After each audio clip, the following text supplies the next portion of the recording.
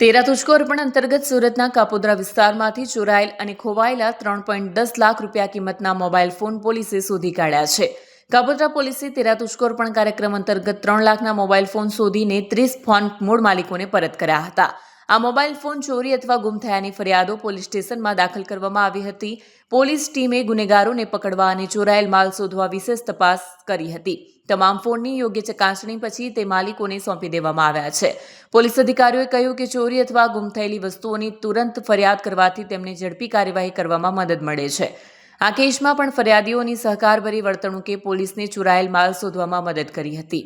આજરોજ ઝોન 1 વિસ્તારના Kapodra police station ખાતે મહેરબાન પોલીસ કમિશનર શ્રી સુરત શહેર અનુપમસિંહ ગેહલોત સાહેબ, સેક્ટર 1 શ્રી વાબાંગ જમીર સાહેબ તથા ડીસીપી ઝોન આલોક કુમાર સાહેબના સૂચના અને માર્ગદર્શન હેઠળ કાપોદ્રા પોલીસ સ્ટેશન વિસ્તારમાં છેલ્લા 6 મહિનામાં ગુમ થયેલા, પડી ગયેલા અને ચોરાયેલ કુલ 30 જેટલા મોબાઈલો તેરા તુજકો અર્પણ કાર્યક્રમ અંતર્ગત અલગ અલગ 30 વ્યક્તિઓને આજરોજ આપવામાં આવેલ છે અને કુલ રૂપિયા 3,10,000નો મુદ્દામાલ લોકોને તેરા તુજકો કાર્યક્રમ અંતર્ગત અર્પણ કરવામાં આવેલ છે.